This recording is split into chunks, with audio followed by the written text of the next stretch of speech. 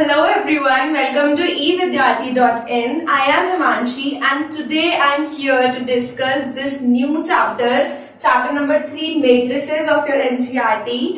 बहुत अलग लगता है, बहुत नया लगता है. बच्चे आते हैं और बोलते हैं कि मैम ये क्या बवाल है, इसमें तो बॉक्सेस दिखाई दे रहे हैं, करना क्या है, इसमें तो अजीब से शब्द भी आ रहे हैं न्यू. आई अंडरस्टैंड कि नया चैप्टर है, बच्चे थोड़े से कंफ्यूज रहते हैं स्टार्टिंग में, but trust me it is one of the easiest chapters. अगर बच्चों तुम्हें इसकी थ्योरी समझ में आ गई कि कैसे है, क्या है, वो सब समझ में आ गया, जिसके लिए मैं सब कुछ समझाऊंगी, तो आप बहुत इजीली इसके चैप्टर्स कर लोगे. और ये बहुत ही ना स्कोरिंग है, तुम्हें खुद लगेगा लास्ट में कि यार ये तो बहुत स्कोरिंग है, इसके तो सारे क्वेश्चंस कर सकते हैं हम, तो एग्जाम में ये बहुत हेल्प करने वाला है. इसलिए प्लीज पेशेंस रखकर इस वीडियो को अच्छे से देखना, समझना, एंड लास्ट में आपको खुद लगेगा कि वाओ अच्छा हुआ कि हमने ये समझ लिया. ये मिस करने वाले चैप्टर्स में से बिल्कुल भी नहीं है. So let's start quickly. देखिए यहाँ पे मैंने क्या लिखा है, मैट्रिक्स, लास्ट में एक्स है, और यहाँ पर मैंने लिखा है मैट्रिसेस. क्या फर्क है दोनों में? कोई फर्क नहीं है, ये है एक ही शब्द, लेकिन ये इसका एक वचन, यानी कि जब हम एक की बात करें, और ये है इसका बहुवचन, मतलब जब हम प्लूरल की बात करें. तो ये मैंने सिर्फ 4 शब्दों में मैट्रिक्स की डेफिनेशन बताने की कोशिश की है.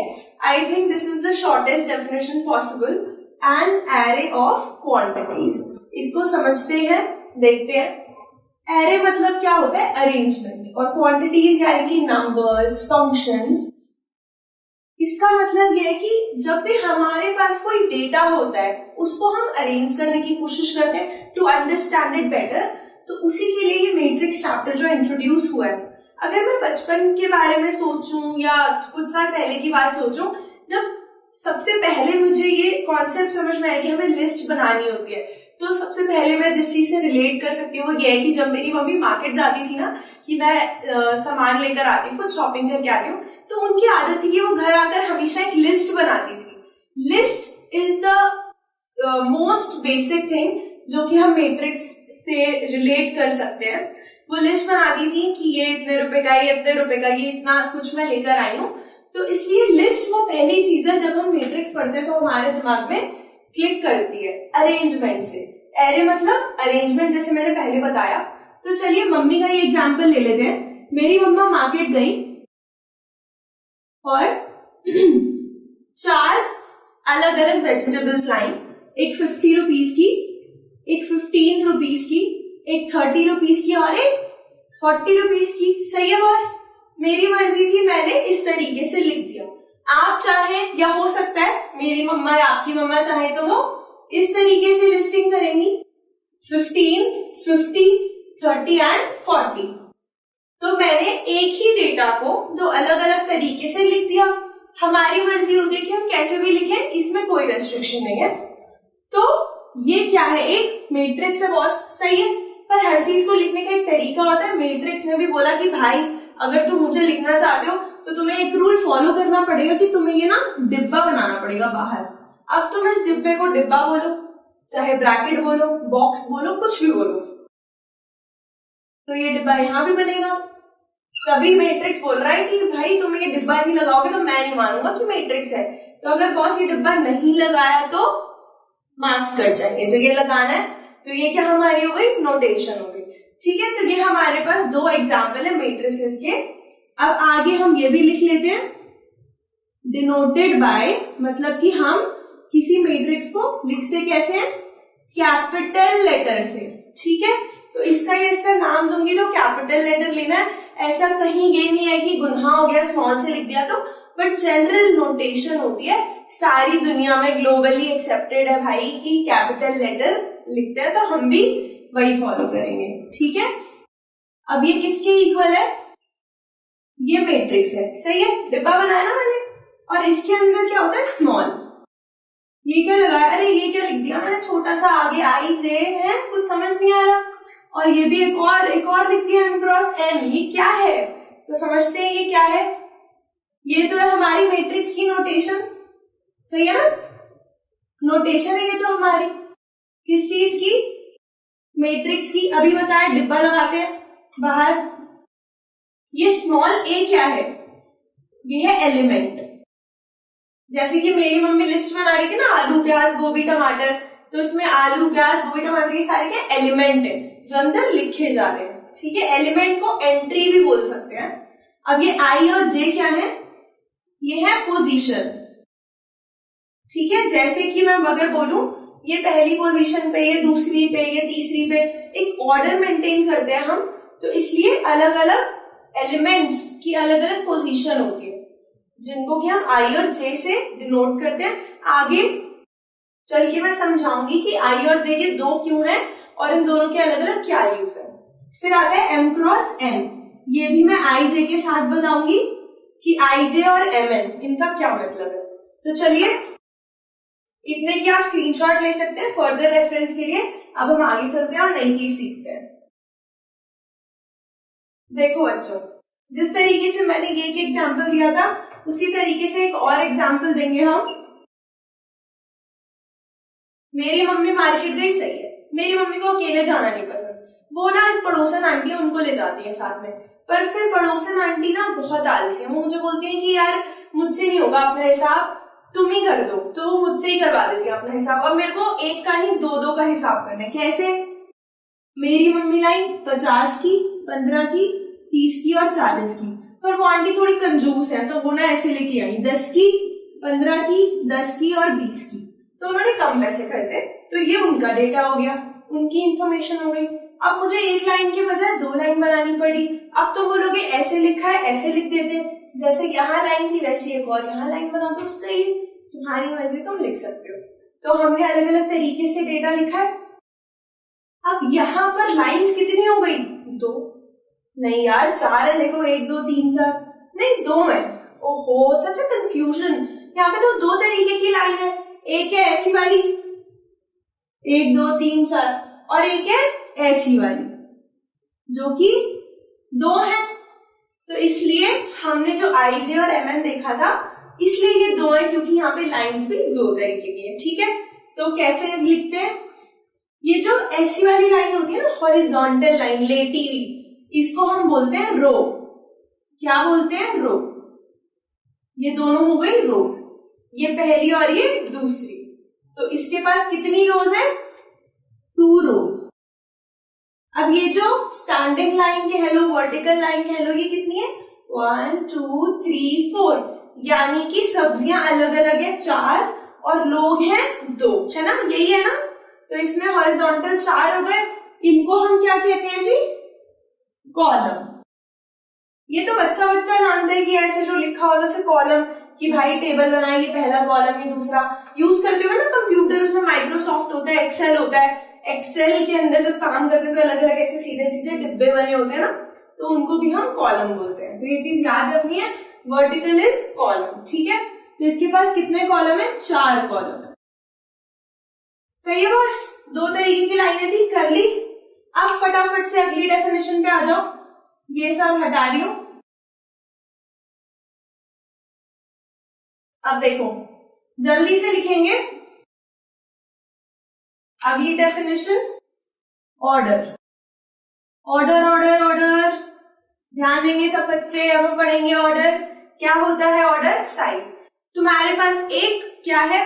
रोप है, रस्सी है, उसका कोई साइज होता है, सही है बॉस। कोई चेयर होती है, उसकी लेंथ होती है, सही है बॉस। ये black board, sorry white board है, इसकी लेंथ होती है, ब्रेड्थ होती है, सही है। मेरी मम्मी जो आलू लाई थी उसका वेट होता है, सही है। हर चीज का एक मेजरमेंट होता है ना, तो मैट्रिक्स का क्यों नहीं होगा? मैट्रिक्स नाराज हो जाएगा फिर। तो हमें इसका भी साइज पढ़ना है। साइज मतलब ऑर्डर, या ऑर्डर मतलब साइज, एक ही बात है। तो इसका मतलब हमारा हर मैट्रिक्स का एक साइज होता है। कैसे लिखते हैं? लिखोगे इफ ए। अब ए क्या है यहाँ पे? मैट्रिक्स। मैंने क्या बताया था? कैपिटल लेटर से नाम देते हैं। मेरी मर्जी था, मैंने ए बोल दिया, तुम्हारी मर्जी है, तुम बी सी एम के पी क्यू कुछ भी दे सकते हो। तो ए क्या है? एक मैट्रिक्स है और इसके पास एम नंबर ऑफ रोज है, ठीक है बॉस। मतलब इसके पास हॉरिजॉन्टल वाली कितनी है? एम रोज है, हॉरिजॉन्टल वाली एम लाइनें हैं, ठीक है। And n number of columns, मतलब कि वर्टिकल लाइंस कितनी है इसके पास? एन है। तो इसका मतलब ऑर्डर जो है डिफाइन हो जाएगा कैसे, m/n। ये m/n से ना मेरे को वो फोटो खींचने वालों की दुकानों की याद आ रही है। एक बार मैं गई थी तो वो मैं छोटी थी बहुत, तो वो क्या बोलते कि भाई एक 8/6 का बना दे, भाई एक 12/14 का। मैं सोचती थी कि ये बाय का क्या मतलब होता है, मैं वो वाला बाय सोच रही थी उस वक्त, but that bye is this cross. जब वो बोलता है ना 8/6, इसका मतलब बाय, ये BY बाय होता है, मतलब कि साइज बता रहा होता है कि तुम जो एक नई तस्वीर बना रहे हो ना फ्रेम, उसका 8 लेंथ होगा 6 ब्रेड्थ होगा, दैट इज द साइज। तो इसी तरीके से ऑर्डर भी एक तरीके से फ्रेम सोच सकते हो तुम, जिसमें कि कैसे होता है, m इसकी नंबर ऑफ रोज होती है और n इसकी नंबर ऑफ कॉलम्स होती है। इसमें फटाफट बताओ कितनी रोज थी, 2 थी ना, और कॉलम कितने थे, 4। तो इसलिए ऑर्डर इसका क्या होगा, m/n, मतलब 2/4। अब गलती से 4/2 मत बोलना, क्योंकि पहले हम रो की बात करेंगे, तो इसलिए यहां पे हम लिखेंगे ऑर्डर इज 2/4। तो फटाफट से इसकी स्क्रीनशॉट ले लो for future reference. Let's move on to the next part. Order आप समझ चुके हो, अब मुझे आपको ये बताना था कि वो IJ क्या होता है। मैं वो IJ समझाऊंगी और उसी के बेस पे एक एग्जाम्पल बताऊंगी, देखेंगे।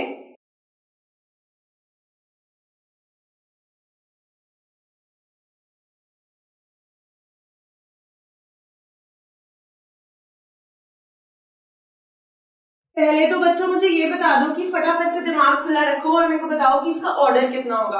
ऑर्डर के लिए हॉरिजॉन्टल वाली काउंट करोगे 3 आ रही है, वर्टिकल वाली काउंट करोगे 3 आ रही है, तो ऑर्डर कितना हुआ 3/3। यहां लिख दिया मैंने। अब याद करो मैंने पहले क्या लिखवाया था, m×n ना, m/n। तो m कितनी है 3, n कितनी है 3। नंबर ऑफ रोज और नंबर ऑफ कॉलम्स यहाँ पे सेम है। अब इसके अंदर कितने एलिमेंट्स है, 9 एलिमेंट्स है। भाई काउंटिंग लिखी हुई है 1 से 9 तक, काउंट क्या कर रहे हो, ये तो मेरी मम्मी भी बता देंगी कि 3/3 मतलब 9, 3 इधर से 3 इधर से, तो आंसर निकल गया 9। It has 9 elements. तो फिर अगर मैं बोलूं कि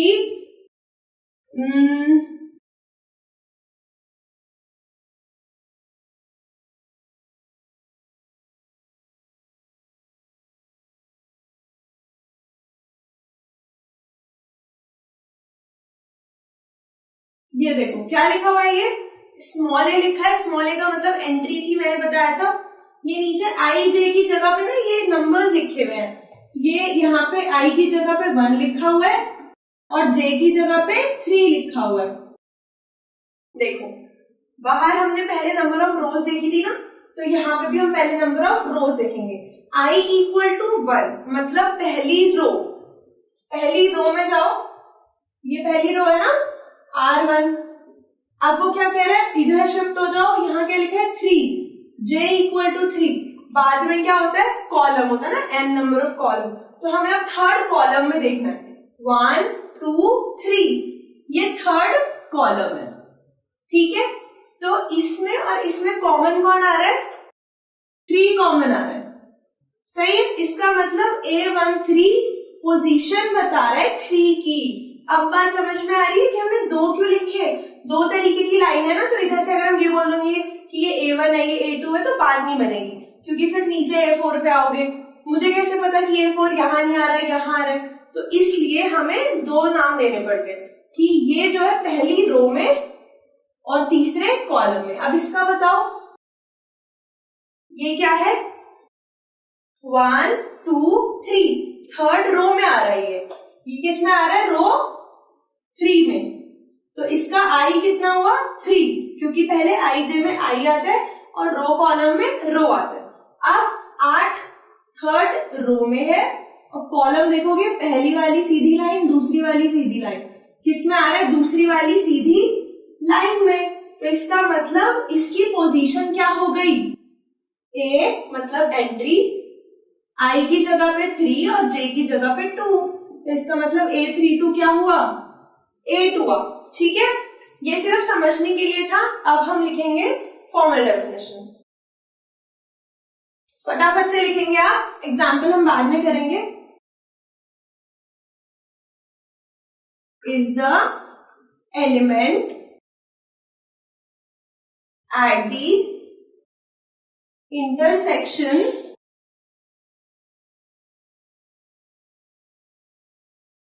of ith row and jth column। तो aij क्या होता है, एलिमेंट होता है intersection of ith row and jth column. यानी कि तुम ऐसे जो हमारी हॉरिजॉन्टल लाइंस है उन पे चलते हुए आओगे ना, तो आई पे आके रुक जाना, काउंटिंग में आएगा आई अगर 5 है तो 1 2 3 4 5 पे आके रुक गए। ऐसे ही jth कॉलम, यानी कि कॉलम मतलब वर्टिकल, तो आप जब कॉलम गिन रहे हो तो वर्टिकली आके जे पे रुक जाना। जे अगर 3 है तो 1 2 3 पे रुक गए। तो उस रो और उस कॉलम के जो बीच में आता है ना काटता हुआ इंटरसेक्शन पे, उसको हम बोलते हैं ए आई जे। इसलिए हम ए आई जे से पोजीशन डिनोट करते हैं मैट्रिक्स के अंदर। एग्जाम्पल से देखेंगे, हमारे पास एक मैट्रिक्स है 1 2 3 4 5 6 7 8 9। इसमें कितने एलिमेंट्स है, टोटल 9 एलिमेंट्स है। अब मैं आपको बोल रही हूं व्हाट इज 8 2 3, ऐसा भी आपसे पूछा जा सकता है। अब 2 कहाँ लिखा हुआ है, आई की जगह पे पहले लिखा हुआ है ना, तो आई क्या था, रो, मतलब हॉरिजॉन्टली कितना काउंट करना है, 1 2, तो ये मार्क कर लिया आपने रो। अब वो कह रहे हैं थर्ड कॉलम, जे की जगह पे क्या लिखा हुआ है, 3 लिखा हुआ है, यानी कि कॉलम, जेथ कॉलम यानी कि थर्ड कॉलम, 1 2 3 पे आके रुक गए। अब इस रो और इस कॉलम के इंटरसेक्शन पे तो 6 बैठा हुआ है ना, इसका मतलब 8 2 3 कितना हो गया, 6 हो गया।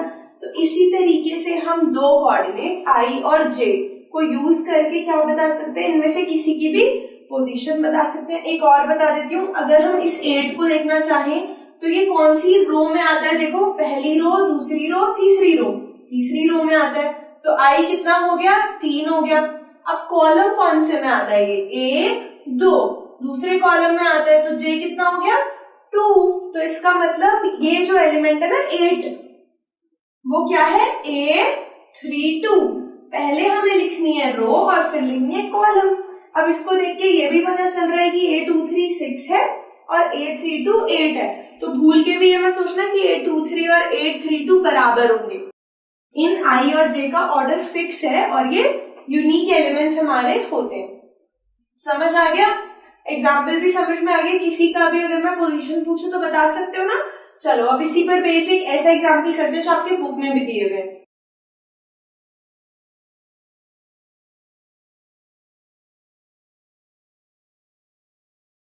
इस तरीके के एग्जाम्पल आपके बुक में भी दिए हुए हैं। हमें क्या करना है, मैट्रिक्स बनानी है, कंस्ट्रक्ट करनी है। ऑर्डर वो बता देगा आपको।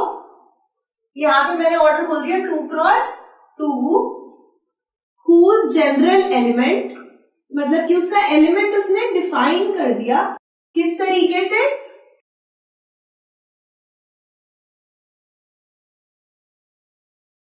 देखो क्या कह रहा है कि ए आई जे है ना, जो वो ऐसे है आई प्लस जे, सही है बस।